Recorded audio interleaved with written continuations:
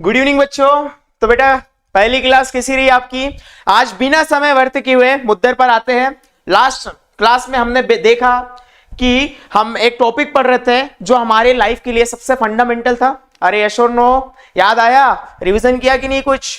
ठीक है, आज हम आगे बढ़ रहे हैं।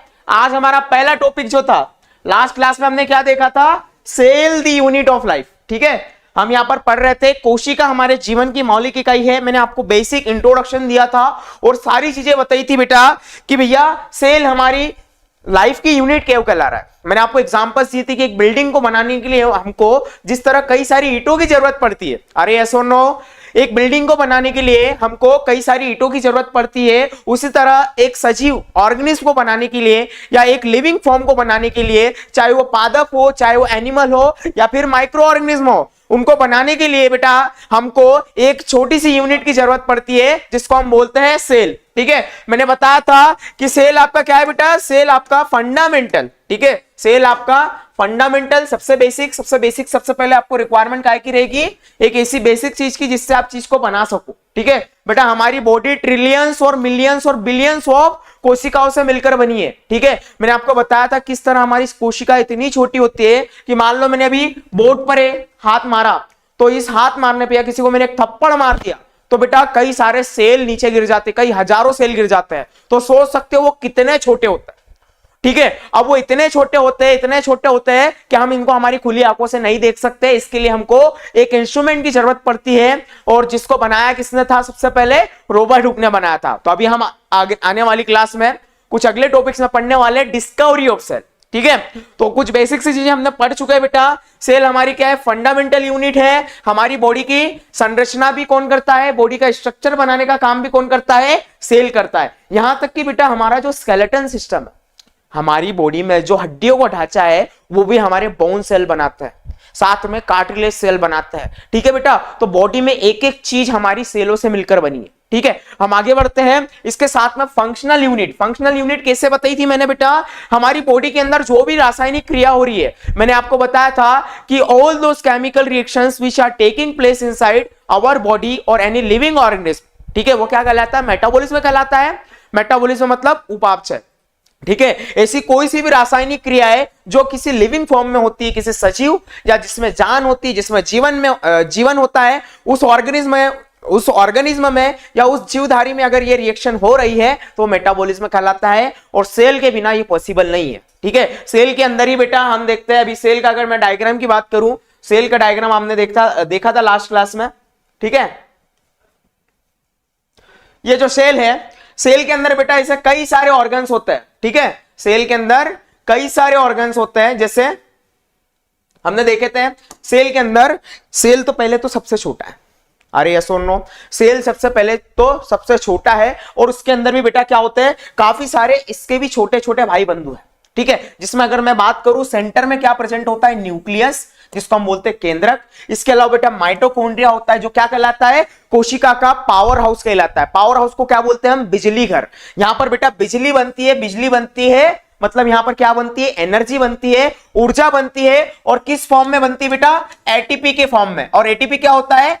एडिनोसाइन ट्राई फॉस्फेट मॉलिक्यूल होता है। ठीक है, ये एनर्जी होती है बेटा, एडिनोसाइन ट्राइफॉस्फेट मॉलिक्यूल। ये हमारे शरीर की करेंसी कहलाती है बेटा। जिस तरह हमारे देश में बिना नोटों के कोई काम नहीं होता, उसी तरह बेटा हमारे नॉर्मली अगर मैं बात करूं, जिस तरह हमारे देश में बिना नोटों के हम कोई चीज नहीं खरीद सकते, हमारे शरीर में बेटा बिना एटीपी के हम कोई केमिकल रिएक्शन नहीं कर सकते। एनर्जी की जरूरत पड़ती है, और हमारी ऊर्जा किस फॉर्म में होती है? ATP, adenosine triphosphate molecules. जो बनाता कौन है? हमारा माइटोकॉन्ड्रिया बिजली घर कहलाता है। उसी तरह बेटा प्लांट्स के अंदर, पादपों के अंदर एक और ऑर्गेनल होता है जिसको हम क्या बोलते हैं? क्लोरोप्लास्ट, जो डबल मेम्ब्रेनस होता है, जिसकी डबल परत होती है। ये भोजनालय कहलाता है बेटा। क्या कहलाता है? ये भोजनालय कहलाता है, पादपों के अंदर जो खाना बनाने का काम करता है। प्रकाश संश्लेषण की जो रिएक्शन है बेटा, प्रकाश संश्लेषण आपने सुना होगा, फोटोसिंथेसिस, भैया इन द प्रेजेंस ऑफ सन। ठीक है भैया, सूरज जब उपस्थित होता है, उसकी प्रेजेंस में, उसकी उपस्थिति में क्या करता है? पादप अपना खाना बनाता है। क्लोरोप्लास्ट के अंदर। तो ये भी क्या होता है बेटा, एक कोशिका का अंग होता है, इसलिए क्या कहलाते हैं ये, कोशिकांग। ठीक है, नॉर्मली सेल जो है उसका एक छोटा सा पार्ट है, इसलिए सब सेलुलर ऑर्गेनल्स कहलाते। ये बेसिक सी चीज है बेटा। ऐसे कई सारे ऑर्गेनल्स है बेटा, पादपों में कुछ अंतर है और जंतुओं में कुछ अंतर है। ठीक है, अगर मैं बात करूं तो इस सेल में बेटा, इस सेल में पादपों में और जंतुओं में काफी अंतर है। अगर मैं बात करूं इस सेल की तो बेटा ये हमारा क्या है, ये हमारा है एक जंतु कोशिका है। जंतु कोशिका में बाहर की साइड जो आपको एक लेयर दिख रही है, ये क्या होती है, प्लाज्मा मेम्ब्रेन होती है। क्या होती है, प्लाज्मा मेम्ब्रेन या कोशिका झिल्ली। क्या बोलते हैं इसको, कोशिका झिल्ली। ठीक है, झिल्ली परत होती है। ठीक है, उसी तरह प्लांट्स के अंदर बेटा एक और लेयर होती है जिसको हम क्या बोलते हैं, सेल वॉल। ठीक है, क्या प्रेजेंट होती है, सेल वॉल प्रेजेंट होती है, कोशिका भित्ति, उसको हम क्या बोलते हैं, कोशिका भित्ति। ठीक है, ये कोशिका भित्ति, कुछ अंतर होता है एक जंतु कोशिका और एक पादप कोशिकाओं में, तो ये अंतर हम देखने वाले हैं आने वाले टॉपिक्स में। ठीक है, इसके अलावा बेटा इस सेल के अंदर काफी सारी और भी चीजें हैं। जैसे मैं बात करूं, यहां पर एक जाल जैसा ये जो नेटवर्क आपको दिखाई दे रहा है, ये क्या होता है बेटा, एंडोप्लाज्मिक रेटिकुलम, जिसको अंतःप्रदव जालिका भी बोलते हैं। एक जाल जैसा स्ट्रक्चर होता है जो न्यूक्लियस से कुछ चीजें लाने ले जाने का काम करती है। ठीक है, इनका काम काफी सारा होता है, ये प्रोटीन बनाने भी मदद करते हैं। ठीक है, इसके साथ में प्रोटीन बनाने के लिए यहां पर बेटा ये आपको बूंदी बूंदी जैसे स्ट्रक्चर दिख रहा है, ये बूंदी बूंदी जैसे स्ट्रक्चर कहलाते हैं बेटा राइबोसोम्स। और आपको पता है कि ribosomes are the factory of proteins. जैसे आपने एक इंस्टीट्यूट का नाम सुना होगा राइबोसोम, वो अपने एक टैग लाइन देता है बेटा। क्या टैग लाइन देता है कि राइबोसोम इंस्टीट्यूट क्या है बेटा, फैक्ट्री ऑफ डॉक्टर्स कहलाती है। बाकी वो आया कहां से, राइबोसोम के लिए टैग लाइन है, ribosome is the factory of protein, से प्रोटीन बनाता है। प्रोटीन बनाने की जो संश्लेषण की प्रोसेस होती है कौन करता है, राइबोसोम करता है। तो ये भी बेटा एकमात्र ऐसा ऑर्गेनल, ऐसा अंग है हमारे कोशिका के अंदर जिसकी कोई मेम्ब्रेन नहीं होती है। नहीं तो बाकी न्यूक्लियस की भी डबल मेम्ब्रेन होती है बेटा। ठीक है, माइटोकॉन्ड्रिया के पास भी डबल मेम्ब्रेन होती है, यहां तक कि इस लवक के पास, क्लोरोप्लास्ट के पास जो भोजन बनाता है उसके पास भी डबल मेम्ब्रेन होती है। इसके अलावा कई माइक्रो बॉडीज प्रेजेंट होती है, साथ में यहां पर एक लिक्विड, एक द्रव्य प्रेजेंट होता है सेल के अंदर, जिसके अंदर ये सारे ऑर्गेनल्स, सारे कोशिकांग एक दूसरे की मदद करते हैं, रासायनिक क्रियाओं में एक दूसरे को कच्चा माल देते हैं, तब जाकर काफी सारी रिएक्शंस होती है। तो इसी प्रकार बेटा हमारा जो कोशिका है, ठीक है, जो हमारी कोशिका है क्या कहलाता है, फंक्शनल यूनिट ऑफ लाइफ, क्योंकि सारे काम इनके अंदर जो प्रेजेंट कोशिकांग होते हैं वही करते हैं, एक दूसरे की मदद करते हैं, तब जाकर सारी चीजें कर पाते हैं। ठीक है, तो बेटा क्लियर है आपको। अब हम थोड़ा आगे बढ़ेंगे। ठीक है, आगे बढ़े, समझ में आ रहा है बेटा। कल की क्लास में इंट्रोडक्शन था बेटा, अब हम कुछ थोड़ा डिटेल में पढ़ते जाएंगे चीजों को, हम बेसिक से थोड़े हायर लेवल तक पढ़ेंगे। ठीक है, क्योंकि आप 11th क्लास में बेटा आपको बेसिक तो आना ही चाहिए, साथ में आपको तैयारी काय की करनी है, नीट जैसी बड़ी कॉम्पिटिटिव एग्जाम की। ठीक है, तो हम उस हिसाब से चलेंगे कि बेसिक से लेकर आपकी 11th क्लास में जो भी टॉपिक्स है उनको हम कवर करें और बहुत ही बेहतरीन तरीके से बेटा उनको समझें।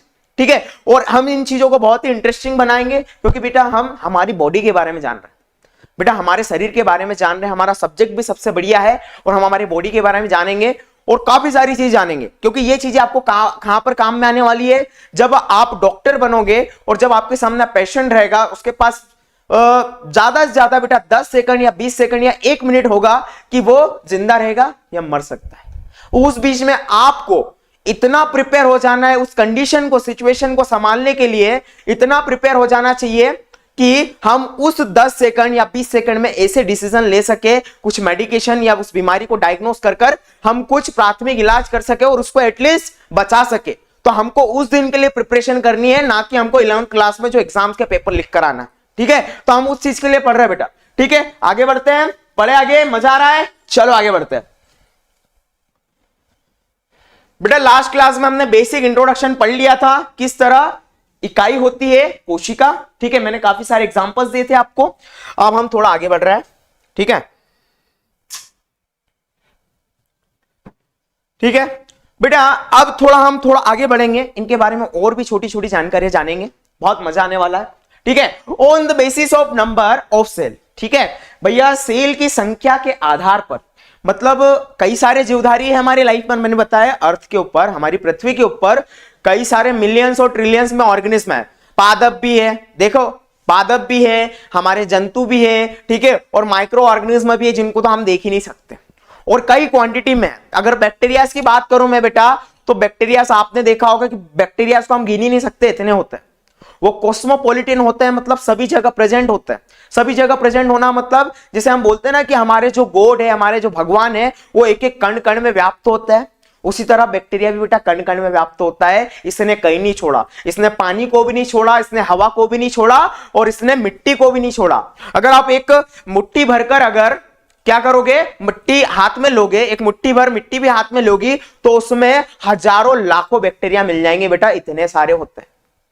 ठीक है, इनका लाइफ स्पेन अगर बात करें, जैसे हमारा 60-65 साल हो गया है, पहले 100 साल था।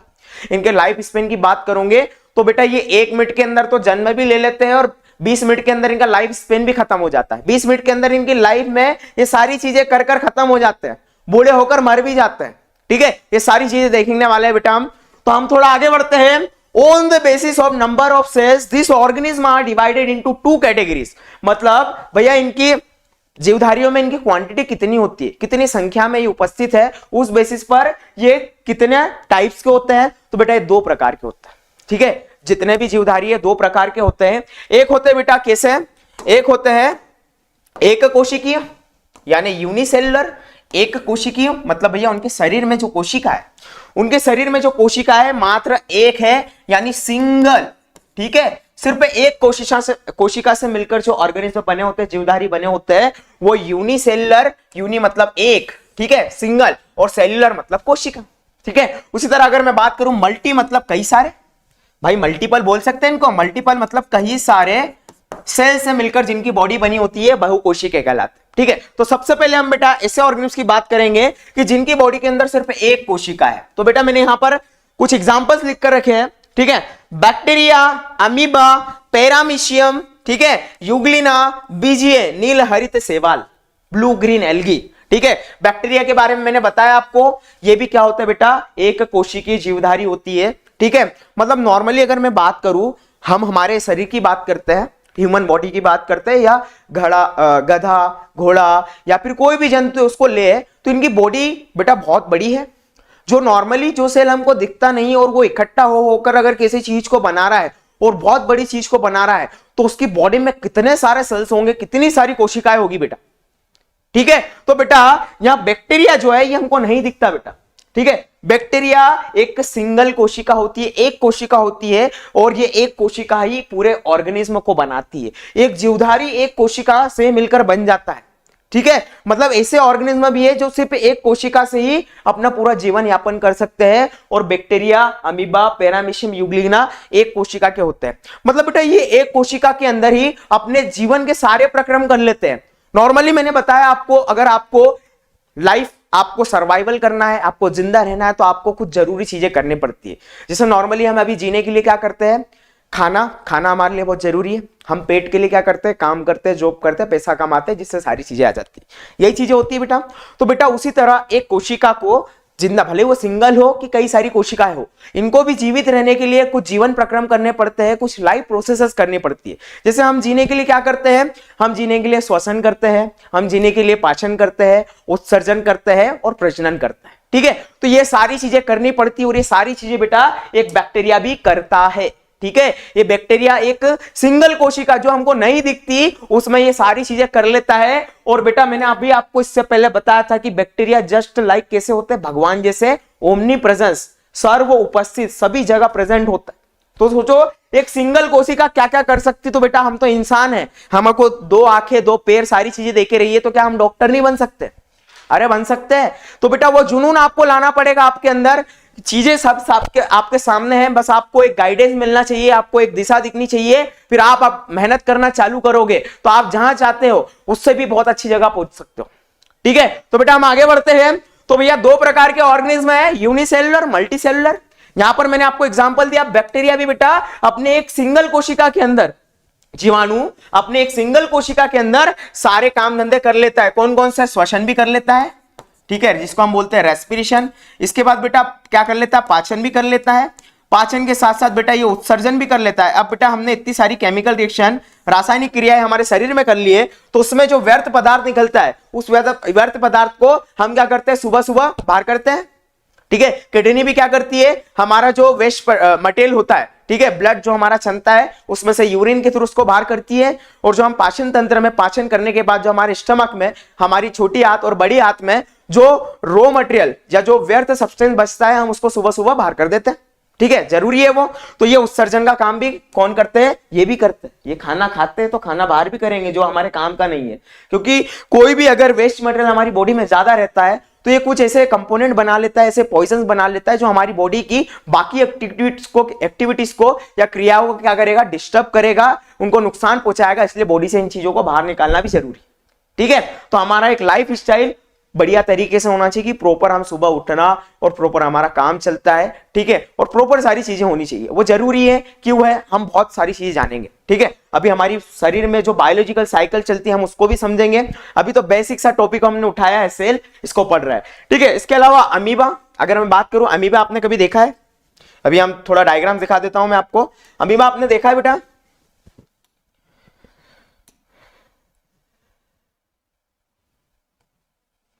देखो यहां पर आपको डायग्राम दिख रहा है, यस और नो?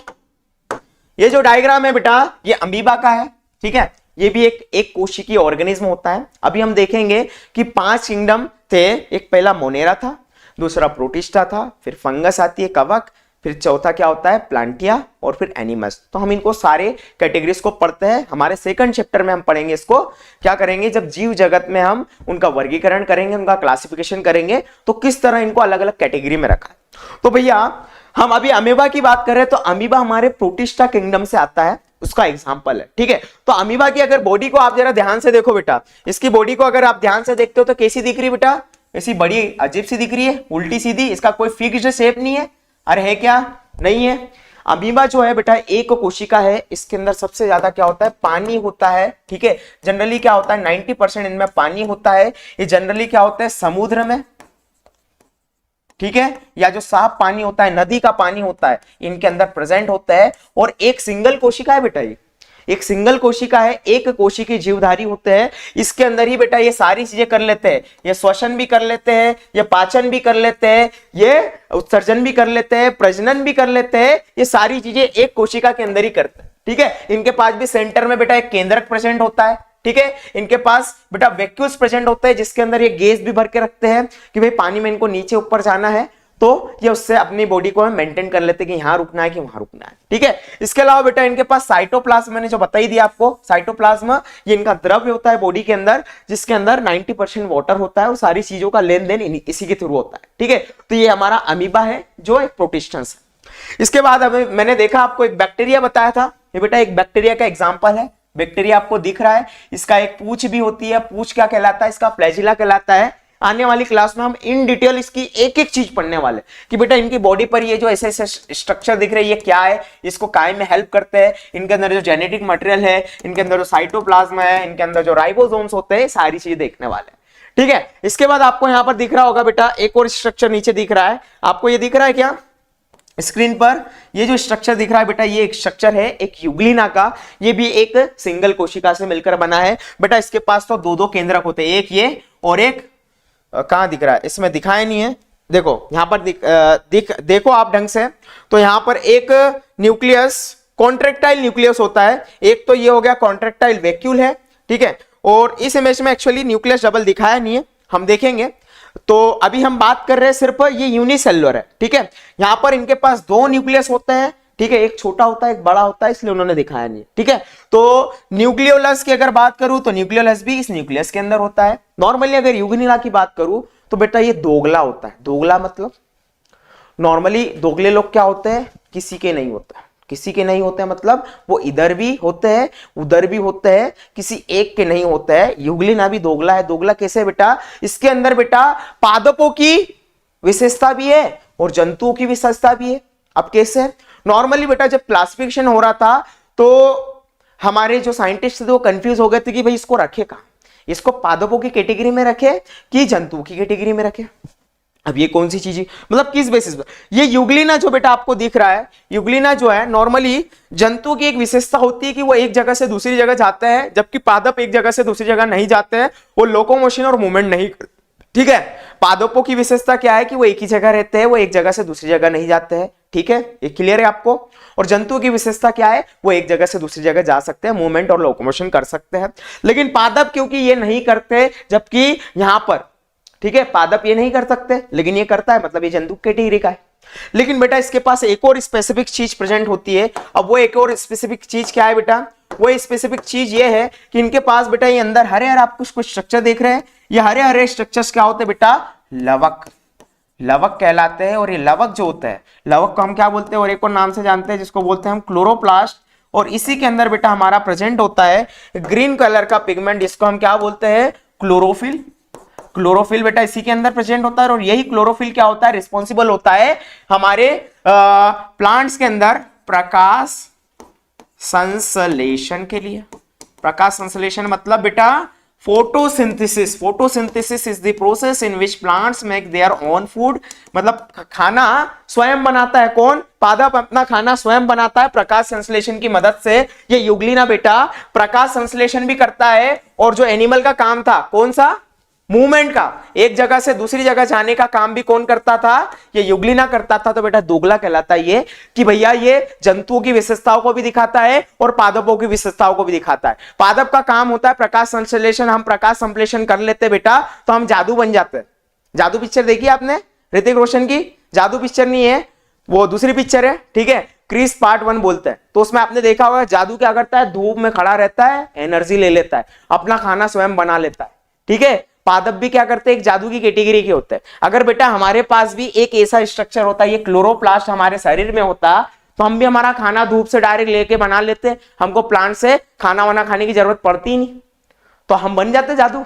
ठीक है, तो आगे बढ़ते बेटा। युग्लिना ऐसा है जिसके पास फोटोसिंथेसिस करने के लिए लवक भी है, और साथ में इनके पास फ्लैजिला होते हैं जो इनके मूवमेंट में मदद करते हैं। तो दोनों कैरेक्टर होने के कारण ये दोनों चीज करता है, इसलिए हम इसको प्रोटिस्टा के अंदर डालते हैं। ठीक है, क्लासिफिकेशन में हम इन डिटेल में सारी चीजें पढ़ेंगे। तो बेटा समझ में आ रहा है कि अमीबा, पेरामीशियम। ठीक है, पेरामीशियम का अगर मैं बात करूं तो पेरामीशियम कुछ इस तरीके से दिखाई देता है। पेरामीशियम एक चप्पल लाइक ऑर्गेनल होता है बेटा। कैसा होता है? एक मिनट, पेरामीशियम कैसा होता है? एक चप्पल नुमा ऑर्गेनिज्म दिखाई देता है। ये भी बेटा एक कोशिका से मिलकर बना होता है। अब चप्पल जैसा कैसा दिखता है? इस तरीके से चप्पल जैसा दिखाई देता है। इसकी बॉडी पे आपने देखा हो कई सारे ऐसे हेयर्स होते हैं, देखा है आपने? बिल्कुल देखा है, मैं आपको दिखाऊंगा आने वाली क्लासेस में। ठीक है, ये पेरामीशियम में बेटा इसकी बॉडी में क्या होता है? डबल न्यूक्लियस होता है। ठीक है, इसका पास वैक्यूल्स होते हैं, सारी चीजें होती है। तो ये बेटा ये भी एक कोशिकीय ऑर्गेनिज्म है। ठीक है, ये भी पानी के अंदर रहता है, समुद्र के पानी, खारी पानी में भी रहता है, तालाबों के पानी में भी रहता है, और फ्रेश वाटर में भी रहता है, मतलब नदी के साफ पानी में। ठीक है, क्लियर है? तो बेटा ये ऑर्गेनिज्म हमने एग्जांपल्स देख लिए। ठीक है, अब हम थोड़ा आगे बढ़ेंगे इसमें। ठीक है, बढ़े आगे। हमने देख लिया बेटा कि दो प्रकार के ऑर्गेनिज्म है, कौन कौन से?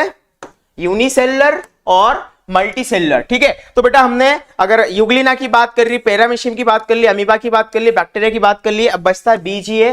तो बीजीए बेटा ब्लू ग्रीन एल्गी या नील हरित शैवाल।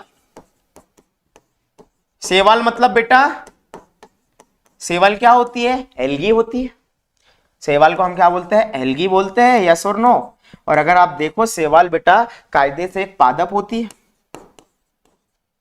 पादप होती है, अरे होती है कि नहीं? एल्गी मतलब पादप की कैटेगरी में आती है, लेकिन हम उनकी बात करेंगे यहाँ बीच नील हरित शैवाल। तो बेटा ये नील हरित शैवाल कोई पादप नहीं है, बस ये नाम में शैवाल है, क्योंकि ये पादपों का जो हरा कलर होता है उस तरीके से बैक्टीरिया का अंदर भी एक प्रॉपर्टी होती है कि ये बैक्टीरिया क्या करता है? प्रकाश संश्लेषण कर सकता है, इसलिए इसका नाम यहाँ एल्गी पड़ा है। ये कोई पादप नहीं है, ये एक कोशिकीय बैक्टीरिया है, साइनोबैक्टीरिया की कैटेगरी में आता है। जब हम क्लासिफिकेशन पढ़ेंगे सेकंड चैप्टर तो आपको पता चलेगा बैक्टीरिया दो प्रकार के होते हैं, एक होता है ट्रू बैक्टीरिया, सत्य बैक्टीरिया, और एक होता है साइनोबैक्टीरिया। तो एक साइनोबैक्टीरिया होता है, और उसका एग्जांपल आपको मैं बता सकता हूं कि जो तालाबों में आपने काई देखी होगी, उस काई के आसपास ये बैक्टीरिया प्रेजेंट होता है जो प्रकाश संश्लेषण करके अपना खाना स्वयं बना सकते हैं।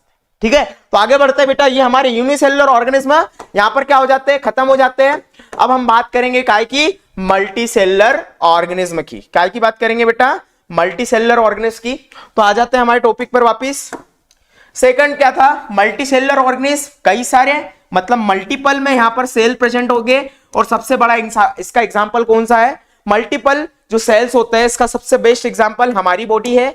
वी आर जंतु, अरे यस और नो, जितने भी पादप हैं, जितने भी मतलब प्लांट्स हैं, they are examples of multicellular. क्या पादपों की बॉडी एक सेल से मिलकर बनी हो क्या, नहीं, कई सारी कोशिकाओं से मिलकर बनी है। हम जंतु है, हमारे जंतु जो है एनिमल्स, ह्यूमंस हो, चाहे बंदर हो या बिल्ली हो या गधा हो या कुत्ता हो, हम सारे क्या होते हैं, काफी सारे सेल से मिलकर बने होते हैं। ये हमारी जंतु कोशिकाएं या जंतु जो हम होते हैं एनिमल्स, हम भी क्या होते हैं, मल्टीसेलुलर होते हैं। हमारा ऑर्गेनाइजेशन बड़ा होता है।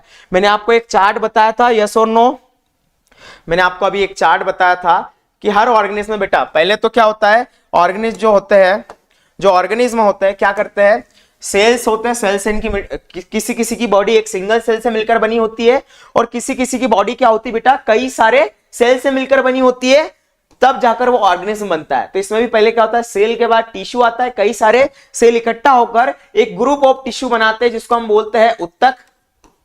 ठीक है, इसके बाद क्या होते हैं, ऐसे कई सारे टिश्यू मिलकर क्या बनाते हैं, अंग बनाते हैं।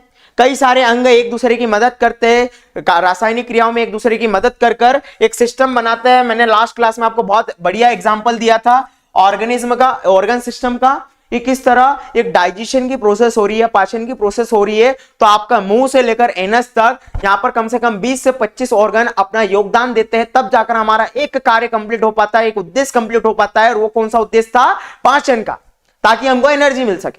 क्लियर है, तो बेटा ये ऑर्गन सिस्टम बनता है, तब जाकर हमारा जीवधारी कंप्लीट होता है। तो मैं यही बोल रहा हूं कि मल्टीसेलुलर ऑर्गेनिज्म में ये सारे लेवल होते हैं ऑर्गेनाइजेशन के, तब जाकर ये सारी चीजें होती है।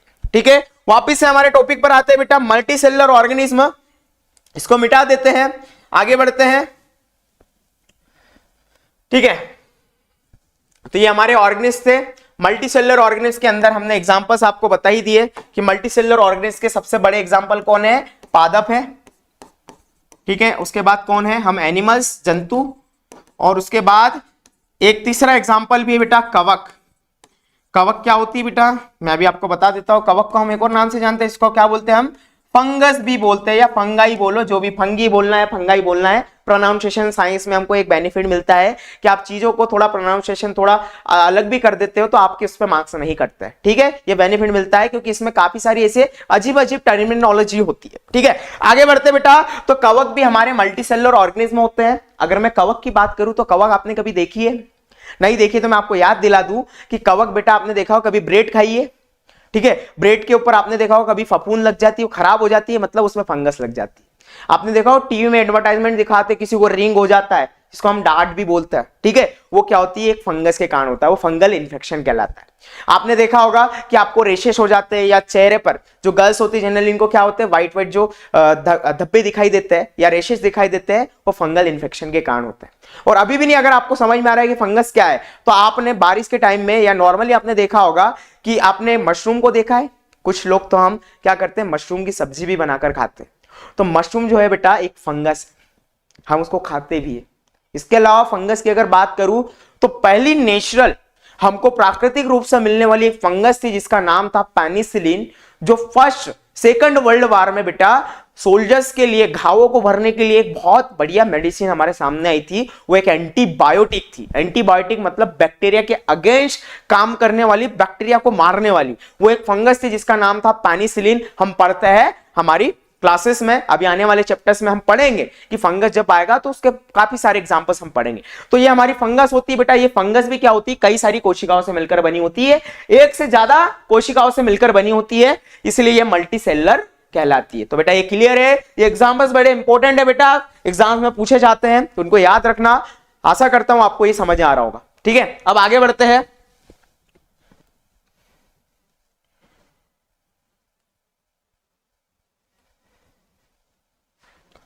चलो एग्जांपल्स देख लिए बेटा हमने, अब थोड़ा और आगे बढ़ रहे हैं। ठीक है, अब हम बात करते हैं बेटा different cells on the basis of their functions, मतलब यहां पर विभिन्न कोशिकाएं बेटा ये अपने काम के बेसिस पर बहुत ही अलग अलग है। ठीक है, यहां पर काफी सारी ऐसी कोशिकाएं है जो हमारे काम के बेसिस पर अलग अलग होती है। नॉर्मली मैं बताऊं बेटा, हमारे ह्यूमन शरीर के अंदर, होमोसेपियंस के अंदर, ठीक है, मैं मानव शरीर की बात कर रहा हूं, मानव शरीर में कोशिकाएं है, हमको पता है कई सारी कोशिकाएं है, लेकिन हमारे मानव शरीर को भी बनाने के लिए बेटा 200 अलग अलग प्रकार की कोशिकाएं उपस्थित है। अब बोलोगे सर हमारे शरीर में 200 अलग अलग प्रकार की कैसे? भैया हमारे शरीर में अलग अलग प्रकार के काम हो रहे हैं। ब्रेन का काम अलग होता है, किडनी का काम अलग होता है, हार्ट का काम अलग होता है, लिवर का काम अलग होता है, यहां तक कि हमारी टेस्टिस और ओवरी जो होती है इनका भी काम अलग होता है। ठीक है, तो भैया अलग काम है तो अलग स्ट्रक्चर होता है। ठीक है, हम नॉर्मली अगर मैं बात करूं, यहां पर 200 अलग अलग प्रकार के सेल्स है, ये मिलकर आपस में इकट्ठा होकर क्या बनाते हैं? पहले टिश्यू बनाते हैं, टिश्यू से ऑर्गन बनाते हैं, ऑर्गन से मिलकर क्या बनाते हैं बेटा? ऑर्गन सिस्टम बनाते, तब जाकर हमारा एक जीवधारी कंप्लीट होता है। अरे यस और नो? तो बेटा ये चीजें हैं, तब जाकर हमारा ऑर्गेनिज्म बनता है। तो भैया अलग अलग कोशिकाएं हमको बायोलॉजी में देखने को मिलती है। आज हम थोड़ा डिस्कशन कर रहे हैं कि यहां पर क्या होता है, थोड़ा सा यहां पर थोड़ा प्रिंटिंग मिस्टेक आया है पीपीटी के अंदर, हम थोड़ा लेकिन समझ सकते हैं विभिन्न कोशिकाएं उनके कार्यों के आधार पर। भैया कई प्रकार की अलग अलग कोशिकाएं हैं उनके कार्यों के आधार पर। ठीक है, अगर मैं स्ट्रक्चर की बात करूं, तब भी मैंने अमीबा का स्ट्रक्चर आपको दिखाया था कि अमीबा का स्ट्रक्चर बेटा कैसा होता है? एकदम क्या होता है? उल्टा सीधा, फोल्ड्स होता है इसके अंदर, काफी सारे फोल्ड्स होते हैं, मतलब इसका शेप कोई फिक्शन नहीं है। ये क्या होता है? ये अपना शेप क्या करता रहता है? बदलता रहता है। क्या करते रहता है? शेप अपना बदलता रहता है। अब ये बदलता क्यों है? अब मैं आपको छोटा सा एग्जांपल समझा दूं कि अमीबा की अगर मैं बात करूं, ठीक है, अमीबा की अगर मैं बात करूं, ठीक है, तो अमीबा क्या करता है बेटा? अपने खाने को लेने के लिए क्या करता है? ये अमीबा का स्ट्रक्चर है। ठीक है, इस तरीके से फोल्ड्स होता है और आखिरी में जो इसकी ये बाहर की जो परत दिखाई दे रही थी, ये क्या कहलाती है? हमारी प्लाज्मा मेम्ब्रेन। क्या कहलाती है? Plasma membrane. और प्लाज्मा मेम्ब्रेन इनकी क्या होती है? बड़ी फ्लेक्सिबल होती है, लचीली होती है। नॉर्मली ये अमीबा इसके सेंटर में न्यूक्लियस और बाकी क्या होते हैं? सारे अंग होते हैं। लेकिन ये अपना खाना अंदर कैसे लेता है? ये खाना अपना अंदर से, मान लो इसको खाना यहाँ पर पड़ा मिल गया, कुछ भी मिल गया, ठीक है, छोटा जीव जंतु जो भी होगा, तो ये क्या करता है? ये अपने जो ये हाथ पैर, मतलब नॉर्मली हमारी बॉडी से कोई बाहर चीज निकलती है, हम उसको हाथ पैर बोलते हैं। ठीक है, तो उनको हम एक टर्म से जानते हैं, इनको बोलते हैं पोर्ट्स। ठीक है, अब यहां पर हम बात करते हैं कि जो अमीबा होता है उनके पास जो मेम्ब्रेन होती है, ये मेम्ब्रेन अपने आप को फैलाकर, ये मेम्ब्रेन अपने आप को क्या करती है? फैलाती है। ठीक है, और क्या करती है? ये मेम्ब्रेन अपने आप को फैलाकर इस तरीके से इस खाने के पास इस तरीके से ले जाती है। ठीक है, फ्लेक्सिबल है, बहुत फ्लेक्सिबल है। यहां की मेम्ब्रेन भी उठकर इस मेम्ब्रेन को अपने पास इस तरह से फैला कर ले जाते हैं। मान लो 2 हाथ से वो अपनी बॉडी के अंदर उसको डाल रही है। ठीक है, तो बेटा ये उसके एक्चुअली हाथ नहीं होते हैं, लेकिन हाथ जैसा काम करती है, इसलिए हम इसको बोलते हैं कि जो पोर्ट्स है ये स्यूडो होते हैं। स्यूडो मतलब होते नहीं है, स्यूडो मतलब होता है बेटा भ्रम। ठीक है, भ्रमित किया जा रहा है आपको कि कुछ चीज हुई है लेकिन वो हुई नहीं रहती। जैसे हम भ्रम फैलाते हैं ना, जैसे बहुत सारे भ्रम फैलाए जाते हैं कि ऐसा हो रहा है लेकिन होता नहीं है। ठीक है, तो ये बेटा भ्रम है कि ये उसके हाथ है, लेकिन ये इसकी क्या होती है? कोशिका झिल्ली होती है, प्लाज्मा मेम्ब्रेन होती है, जो उसको अपनी बॉडी के अंदर ले लेती है। अब ये जो मॉलिक्यूल्स है उसकी बॉडी के अंदर आ जाती है और वापिस ये अपने शेप में आ जाता है। यहां से ये प्लाज्मा मेम्ब्रेन दोनों क्या हो जाती है? मिल जाती है और ये एक लेयर बन जाती है और ये जो खाना था उसकी बॉडी के अंदर आ जाता है। अब इसको पचाता है, एनर्जी बनाता है, उसको जो भी करना है करता है। ठीक है, तो बेटा ये अमीबा है, उसका काम क्या है बेटा? उसको फूड लेना है इस तरीके से, इसलिए इसकी बॉडी क्या होती है? इस तरीके से अलग अलग क्या होते हैं? आकार बना सकता है वो। ठीक है, फ्लेक्सिबल होती है, लचीली होती है, इसलिए ये ऐसा दिखता है। ठीक है, अगर मैं बात करूं, ठीक है, ये आपको समझ में आ गया है कि अमीबा भैया ऐसा क्यों दिखता है। ठीक है, थोड़ा इसको मिटा दें, वापिस से आते हैं हम।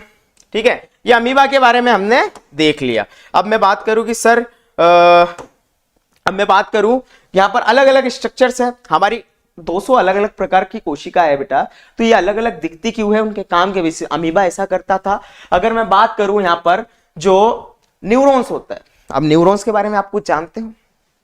आपने देखा होगा कि आपने 9th 10th में पढ़ा होगा कि ये नर्व सेल, आपको डायग्राम दे दिया होगा और बताया होगा कि नर्व सेल है हमारा जो शरीर है, शरीर की सबसे लंबी कोशिका कहलाती है। ऐसे हमारी बॉडी के अंदर काफी सारी कोशिका है, लेकिन न्यूरॉन क्या है बेटा? हमारे शरीर की सबसे लंबी कोशिका है। ये हमारे तंत्रिका तंत्र का पार्ट होता है और तंत्रिका तंत्र हमारा जो ब्रेन है बेटा, हम बोलते हैं ना कि हमारी जो यादें होते हैं हमारे ब्रेन के अंदर किसी चीज के अंदर सेव होती है, जो मेमोरी होती है वो हमारा न्यूरॉन होता है बेटा। ब्रेन जो है हमारा ब्रेन न्यूरॉन सेल से मिलकर बना है। यहां तक कि हमारी जो इस ब्रेन के पास जो स्पाइनल कोड यहां तक जा रही है, स्पाइनल कोड मतलब रीढ़ की हड्डी, ठीक है, इस स्पाइनल कोड के अंदर क्या होते हैं, न्यूरॉन्स होते हैं, ये नर्व्स होती है जो हमारी बॉडी में हर जगह तक फैली होती है, ठीक है, ये न्यूरॉन्स होता है इस तरीके से। अब सर बोलोगे कि सर ये लंबे चौड़े क्यों है, ठीक है, ये न्यूरॉन्स आपको दिखाई दे रहा है। नॉर्मली हम इसको ड्रॉ करते हैं। ये जो न्यूरॉन सेल है क्या है, न्यूरॉन, ठीक है, हमारा जो न्यूरॉन है ये इस तरीके से लंबा चौड़ा दिखाई देता है हमको।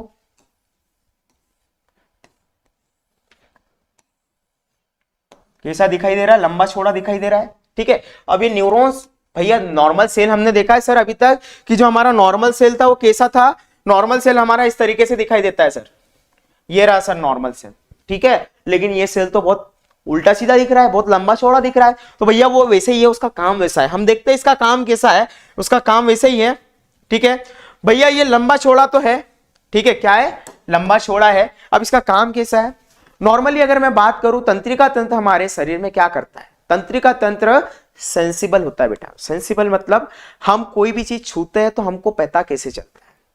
नॉर्मली हम अभी देखो तो अभी हमारा ठंडी का समय चल रहा है, आप बाहर निकलो तो आपको ठंडी लगना चालू हो जाती है। हमारी बॉडी को, हमारे ब्रेन को कौन बताता है, ये नर्वस सिस्टम बताता है, ठीक है। मान लो आपने चाय को उठाई, या पानी गर्म है कि ठंडा है, इसका एहसास जो हमको होता है ये किसके द्वारा होता है, इस तंत्रिका तंत्र के द्वारा होता है बेटा। हमारा ब्रेन जो है सारी चीजों को स्टोर कर पा रहा है या चीजों को समझ पा रहा है, तो ये बेटा सेंसिटिव सिस्टम है, ठीक है। एक चैप्टर आएगा कंट्रोल और कोऑर्डिनेशन, ठीक है, समन्वय, ठीक है, ठीक से समन्वय मतलब किस तरह ये हमारी बॉडी को लेकर चलता है, सारी चीजों को समझता है बेटा। यही सेल्स होते हैं जिनकी बेसिस पर, जिनके कारण हम क्या करते हैं, किसी भी चीज को समझ पाते हैं, या हमारे बॉडी से बाहर कोई भी चीज हो रही है उसको हम महसूस कर पाते हैं, ठीक है। अब ये लंबे सेल्स होते हैं भैया, अब इनको लंबा बनाने की क्या जरूरत पड़ी। नॉर्मली बेटा मैं आपको एग्जांपल दूं बेटा, कि आपको मान लो एक मच्छर काटने आ रहा है, ठीक है, एक मच्छर आपको काटने आ रहा है, ठीक है, और आपके हाथ पर बैठा है, ठीक है, आपको मतलब सोने ही गया वो, ठीक है, उसको काट रहा है, और जैसे ही आपको पता कैसे चलता है कि मच्छर काट कैसे रहा है, हमारे यहां पर इस स्किन में बेटा ये न्यूरॉन्स प्रेजेंट होते हैं। ये न्यूरॉन्स उस मैसेज को लेकर जाते हैं हमारे मसल्स के थ्रू, और हमारे रीढ़ की हड्डी के बाद हमारे जो ब्रेन होता है, ब्रेन को मैसेज देते हैं कि भाई मच्छर काट रहा है, तू जल्दी से दूसरे हाथ की मसल्स को ये मैसेज भेज कि मसल तू उठ और दूसरे हाथ से उसको मार दे। अगर हमने ये काम बहुत जल्दी कर लिया तो मच्छर मर भी जाता है, ठीक है। उसी तरह अगर मैं बात करूं, एक बाइक से आप जा रहे, एक साइकिल चला रहे हो, ठीक है, नॉर्मली आप साइकिल तो चला ही लेते हो, बाइक चलाते हुए नहीं, मुझे नहीं पता, आप 11th क्लास में हो, ठीक है। तो नॉर्मली आपने देखा कभी कभी हमारा बैलेंस बिगड़ जाए, गाड़ी फिसलने लगे, या पानी या स्लीपरी रोड हो, तो हमारी बॉडी क्या होती है, फिसल जाती है। तो जब फिसलती है बेटा, नॉर्मली जब फिसलती है तो हम क्या करते हैं, कभी कभी बैलेंस भी कर लेते हैं। हम कभी फिसलते तो अपने आपको बैलेंस कर लेते, तो बैलेंस का काम करने का इतना जल्दी जो काम होता है, उस समय या तो हम गिर सकते थे, बड़ा एक्सीडेंट हो सकता था, या हमने आपको बचा लिया। तो उस समय जो सबसे ज्यादा एक्टिव हमारे शरीर में होता है वो नर्वस सिस्टम होता है, ये तंत्रिका तंत्र ही होता है बेटा। इसकी एक्टिविटी और इसकी एक्टिवनेस के कारण हम बच जाते हैं, ठीक है। तो अब न्यूरॉन्स कैसे काम करते हैं हम इसको जरा समझ लेते हैं बेटा, ठीक है। अगर न्यूरॉन्स की अगर मैं बात करूं तो बेटा ये न्यूरॉन्स ही है जिसकी मदद से हम किसी भी मैसेज को एक बॉडी में एक जगह से दूसरी जगह क्या करते हैं, ट्रांसपोर्ट करते हैं, एक जगह से दूसरी जगह लेकर जाते हैं, ठीक है। अब न्यूरॉन्स की मदद से हम क्या करते हैं, किसी भी मैसेज को बहुत जल्दी पहुंचा सकते हैं। आप कैसे पहुंचा सकते हैं, अगर मैं नॉर्मली अगर बात करता हूं कि हमारे शरीर में कई सारी कोशिकाएं हैं, अरे यस और नो, इस स्किन में एक कोशिका ये है, एक कोशिका ये है, इनके बीच में इस तरीके से कई सारी कोशिकाएं, क्योंकि हम मल्टी सेलुलर है, मैंने अभी बताया हम बहुकोशिकीय होते हैं, कई सारी कोशिकाओं से मिलकर बने होते हैं। मान लो आपको पता चल रहा है कि चाय गर्म है, आपके हाथ पर चाय गिरी, ठीक है, और वो मैसेज इस तरीके से जाता, मैसेज किस तरीके से जाता बेटा, मैसेज कुछ इस तरीके से जाता कि चाय आपके गर्म है, मैसेज एक ने इसको पहुंचाया, एक ने इसको पहुंचाया, एक ने इसको पहुंचाया, एक ने इसको पहुंचाया, एक ने इसको पहुंचाया। तो बेटा हमारे शरीर में ट्रिलियंस और बिलियंस ऑफ सेल है, जब वो एक दूसरे को इस तरीके से पहुंचाएंगे, एक दूसरे से इस तरीके से पहुंचाएंगे, और जब तक हमारे ब्रेन के पास ये मैसेज पहुंचेगा तब तक हमारा हाथ जल के राख हो जाएगा, ठीक है। तो बेटा ऐसी कंडीशन को संभालने के लिए हमारे पास न्यूरॉन्स होते हैं। नॉर्मली इनकी बॉडी लंबी होने के कारण क्या होता है बेटा, और ये जिसका यहां पर एंड खत्म होता है, ठीक है, इसका एक जब एंड खत्म होता है टीलोडोंड्रोन, तो हमारा दूसरा न्यूरॉन यहां जाल जैसा प्रेजेंट होता है, जाल जैसा ये दूसरा न्यूरॉन यहां पर स्टार्ट हो जाता है, ठीक है। तो बेटा क्या होता है कि यहां पर जैसे ही मैसेज आता है हमारे एक न्यूरॉन में, ये यहां से डायरेक्ट जंप लगा के कहां पहुंचता है, इसके एंड पर, और ये दूसरे न्यूरॉन तक पहुंचा दिया जाता है। मतलब ये यहां से एक जगह से दूसरी जगह जाने में जो बेटा टाइम लग रहा था, उस टाइम को बड़ा कम करके उस मैसेज को डायरेक्ट ही कूदा दिया जाता है। वैसे रोड पे भी आप बेटा देखना कि कभी आप पैदल चलोगे तो बहुत टाइम बाद पहुंचोगे, लेकिन जैसे ही बेटा आप कूद कर, जैसे स्कूल लाइफ में आप जी रहे हो बेटा, तो आप रोड पर अगर आपको घर जल्दी जाना है, हंसते खेलते जाते, कूद कर जाते, तो आप घर जल्दी पहुंच जाते हैं। ठीक है, तो बेटा यहां पर जंपिंग वाला रूल यहां पर फॉलो होता है, और जंप करके मैसेज क्या किया जाता है, इस न्यूरॉन्स में पहुंचाता है, और न्यूरॉन हमारा फट से क्या करता है, डिसीजन देता है ब्रेन को। मान लो चाय आपके हाथ में गिरी, इस हाथ पर ये न्यूरॉन्स क्या होता है, फट से मैसेज आपके ब्रेन को पहुंचाते हैं। ब्रेन क्या करता है, ब्रेन उसको समझता है पहले कि अब क्या करना है, तो ब्रेन उसको वापस से हमारी मसल्स को, ये न्यूरॉन्स को रिफ्लेक्स एक्शन में क्या देता है, एक मैसेज भेजता है कि भाई, ये मसल्स को बोलता है कि मसल्स तू वहां से हिल और हाथ को हटा लेने, तो तेरा हाथ बहुत ज्यादा जल जाएगा। ठीक है, और अगर ऐसी सिचुएशन रहती तो हाथ जल के राख हो जाता और हमको पता ही नहीं चलता। तो बेटा ये फायदा होता है न्यूरॉन्स का। तो न्यूरॉन्स का काम क्या है, किसी भी मैसेज को फट से फट हमारे ब्रेन तक पहुंचाना है, तो फट से फट पहुंचाने के लिए इसको काफी लंबा होना पड़ता है। ठीक है, लंबा रहेगा तो चीजें जल्दी आसानी से पहुंच गए। ठीक है, तो बेटा इसका काम जैसा है कि इसको काम क्या है, इसको जल्दी से जल्दी किसी मैसेज को एक जगह से दूसरी जगह ले जाना है, तो उसकी बॉडी इस तरीके से बनी है। तो 200 अलग अलग प्रकार की कोशिकाएं हमारे शरीर में इसीलिए बेटा क्योंकि इनके अंदर काम अलग है। जैसे नॉर्मली मैं आपको बताऊं तो हमारे बॉडी में बेटा 200 अलग अलग प्रकार की कोशिकाएं क्यों है, 200 अलग अलग प्रकार की कोशिका इसलिए भी है, अलग अलग प्रकार के स्ट्रक्चर इसीलिए भी है क्योंकि उनका काम अलग है। नॉर्मली हम देखते हैं कि स्कूल में जो बच्चे पढ़ने आते हैं, स्टूडेंट्स होता है, ठीक है, ये स्टूडेंट्स कैसे होते हैं, ये स्टूडेंट जो पढ़ने आते हैं उनका यूनिफॉर्म अलग होता है। वहीं अगर टीचर्स अगर आते हैं तो टीचर्स का एक फॉर्मल ड्रेस होता है, प्रिंसिपल भी अपना एक फॉर्मल ड्रेस में आते हैं। जो डी ग्रुप आते हैं, डी ग्रुप वाले जो काम करने वाले, घंटी बजाने वाले या खाना बांटने वाले, ऐसे जो रहते हैं उनका एक ड्रेसअप अलग होता है। तो भैया जो जैसा काम करता है ना वैसा दिखता भी है। मान लो कोई आवारा लड़का हो जो बाइक से मतलब फालतू की मतलब आवारगी करता है, तो आपको दिखता बड़े बड़े बाल, चश्मा लगा लेता है, या फिर उसके गले में कई सारी चीजें टंगी होती है ना, उल्टे सीधे जूते, ठीक है, उल्टी सीधी गाड़ी उसकी दिखती है। तो भैया जो जैसा काम करता है ना वैसा दिखता है। स्टूडेंट्स यूनिफॉर्म में होते हैं, डिसेंट लगते हैं, डिसिप्लिन लगते हैं, ठीक है, तो जो जैसा काम करता है वैसा दिखता भी है। तो भैया यहाँ पर अलग अलग प्रकार के सेल्स है, अलग अलग काम करते हैं, और अलग अलग काम करने का एक लंबा चौड़ा दिखता है, कैसा दिखता है, एक काफी लंबा चौड़ा दिखता है, और बाकी अलग भी दिखते हैं, ये काफी लंबी चौड़ा है। उसी तरह अगर मैं बात करूं बेटा हमारे ब्लड सेल्स, ठीक है, हमारे व्हाइट ब्लड सेल या रेड ब्लड सेल्स की बात करूं तो हमारे लाल, हमारे आरबीसी जो होती है, आरबीसी कैसी दिखाई देती है बेटा, जरा ध्यान दो, एक मिनट। हमारी जो आरबीसी होती है वो कैसी दिखाई देती है, एकदम सर्कुलर दिखाई देती है। सर्कुलर मतलब गोल दिखाई देती है। तो बेटा ये जो हमारी आरबीसी है, ठीक है, इसका काम क्या होता है, चीजों को एक जगह से दूसरी जगह ले जाना। और इसमें भी सबसे मेनली ये कौन सी चीज को ले जाती है, हमारा जो एक रेड ब्लड सेल से बेटा ये कई सारे O2 ऑक्सीजन को अपने अंदर भर कर ले जाता है। ठीक है, अभी हम देखेंगे कि हमारी रेड ब्लड सेल्स जो होती है, ठीक है, इसका लाल कलर भी किसके कारण होता है, हीमोग्लोबिन के कारण होता है। किसके कारण होता है बेटा, हीमोग्लोबिन। हीमोग्लोबिन एक पिगमेंट होता है, ठीक है। अब इसके अंदर क्या प्रेजेंट होता है, आयरन प्रेजेंट होता है। आयरन बोले तो Fe, और Fe के कारण बेटा इसका लाल कलर आ जाता है। और हीमोग्लोबिन के अंदर बेटा ऑक्सीजन, ठीक है, ऑक्सीजन को ले जाने का काम कौन करता है, ये रेड ब्लड सेल्स करता है। और आरबीसी नॉर्मली हमारा, अगर मैं बात करूं कि एक ट्रक है या कोई भी बाईसाइकिल है या मोटरसाइकिल है, ये क्या करती है, कोई भी चीज को एक जगह से दूसरी जगह ले जाती है, तो उनके टायर सर्कुलर क्यों होते हैं, वहां पर वो चौकार आकर के क्यों नहीं होते भैया। कोई भी सर्कुलर चीजों को आसानी से क्या करती है, एक जगह से दूसरी जगह पहुंचा सकती है, ट्रांसपोर्ट कर सकती है। उसी तरह ब्लड का काम भी क्या होता है, बॉडी के अंदर हर चीज को पहुंचाना, हमारे खाने को पहुंचाना, ठीक है, या इसके अलावा ऑक्सीजन को पहुंचाना, बॉडी के पास बहुत जल्द से जल्द पहुंचाना होता है, ठीक है। तो एक जगह से दूसरी जगह इसको ले जाने के लिए सर्कुलर होना जरूरी था, इसलिए सर्कुलर है। इसलिए हमारे आरबीसी एकदम सर्कुलर होती है, बाइकॉन्केव होती है। बाइकॉन्केव मतलब ये अंदर से थोड़ी दबी होती है दोनों साइड से, ठीक है, ये देखो इस साइड से भी दबी होती है और इसके पीछे साइड से भी दबी होती है। तो ये आरबीसी सर्कुलर इसीलिए। अब हम थोड़ा आगे बढ़ते हैं बेटा,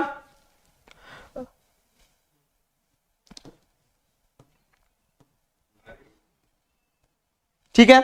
इसके बाद अगर मैं बात करूं बेटा व्हाइट ब्लड सेल्स की, WBC, ठीक है, तो ये WBC आपको दिख रही है। WBC भी कैसी होती बेटा, ये अमीबा जैसी होती है, इनकी बॉडी कैसी दिखती है, अमोइबॉइड दिखती है। इनका काम भी सेम वैसे ही होता है जैसे हमारे व्हाइट ब्लड सेल्स का होता है। व्हाइट ब्लड सेल्स का काम मैंने आपको अभी बताया था कि व्हाइट ब्लड सेल्स कैसे काम करते हैं बेटा, व्हाइट ब्लड सेल्स कैसे काम करते हैं। व्हाइट ब्लड सेल्स सेम वैसे ही काम करते हैं जैसे अमीबा काम करता है, ठीक है, क्योंकि हमारे जो व्हाइट ब्लड सेल्स होते हैं ये भी सेम क्या करते हैं। व्हाइट ब्लड सेल्स क्या होते हैं actually, white blood cells are the soldier of our body. हमारी बॉडी के बेटा क्या कहलाते हैं, सैनिक कहलाते हैं, और सैनिक का काम होता है दुश्मनों को मारने का। हमारी जो आर्मी है, हमारे जो आर्मी मैन होते हैं, ये भी क्या करते हैं, इन चीजों को क्या करते हैं, मारते हैं। तो बेटा बस लास्ट इस क्लास में हम एंड करने वाले हैं। लास्ट हम व्हाइट ब्लड सेल्स के बारे में पढ़ लेते हैं। व्हाइट ब्लड सेल्स भी कैसे दिखते हैं, अमीबा जैसे होते हैं। इनके अंदर भी क्या होता है, न्यूक्लियस होता है।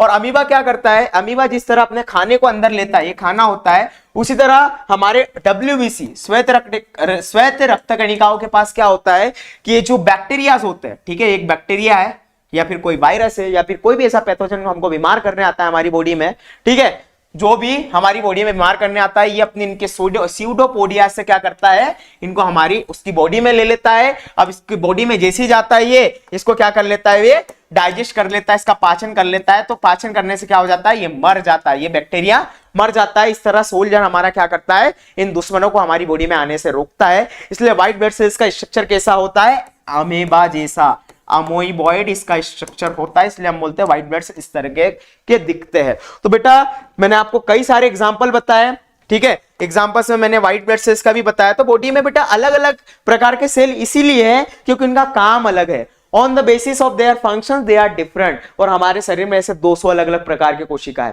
ठीक है बेटा, छानने वाली कोशिकाएं अलग है, सर्कुलेशन करने वाली कोशिकाएं अलग है, पाचन करने वाली कोशिकाएं अलग है, ब्रेन वाली कोशिकाएं अलग है, ठीक है। इसके अलावा हमारी बॉडी में जो आपकी स्किन है, स्किन जो होती है, स्किन में जो होता है इनका काम क्या होता है, मेनली बाहर से जो भी जीव जंतु मतलब माइक्रो ऑर्गेनिज्म जो हमको बीमार कर सकते हैं, जैसे बैक्टीरिया हो गए या फंगस हो गए या प्लाज्मोडियम हो गए, तो ये जब सबसे पहले हमारी बॉडी में अगर इंटर करना चाहे, हमको बीमारी फैलाना चाहे, तो हमारी स्किन से ही टकराते हैं, ठीक है, स्किन के पास ही आते हैं। तो हमारी स्किन में बेटा ये सेल्स होते हैं अलग अलग प्रकार के, कुछ लंबे होते हैं, कुछ चपटे होते हैं और कुछ एकदम फरसी जैसे होते हैं, नीचे फ्लोर पर फरसियां होती है ना, उस तरीके से होते हैं। तो ये हमारे इपिथेलियल टिश्यू कहलाते हैं, उत्तक कहलाते हैं। तो इनका भी काम जिस तरीके का है, इनका काम क्या है, हमारी बॉडी की रक्षा करना, प्रोटेक्ट करना। तो ये प्रोटेक्ट करने का काम करते हैं।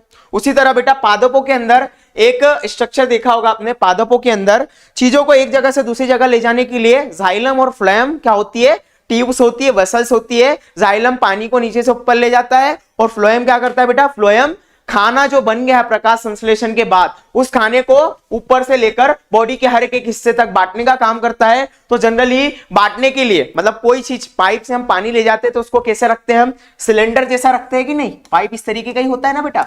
उसी तरह बेटा इनको पानी ट्रांसपोर्ट करना है और खाना वापस लाना है। तो इनकी बॉडी क्या होती है, इनके सेल्स के होते हैं, लंबे होते हैं, ठीक है, सीव टिप्स फ्लोएम में होती है और यहां पर क्या प्रेजेंट होता है, ट्रेकिड्स प्रेजेंट होते हैं जाइलम वेसल्स के अंदर।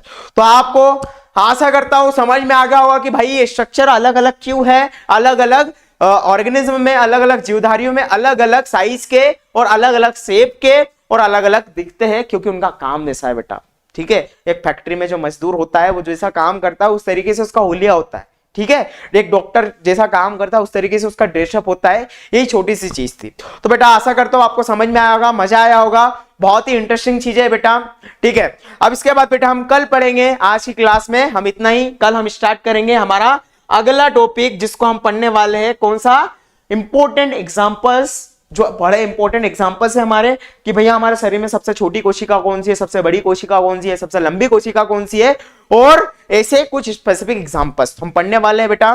तो बढ़िया, मजा आया, मिलते हैं कल, ठीक है, धन्यवाद।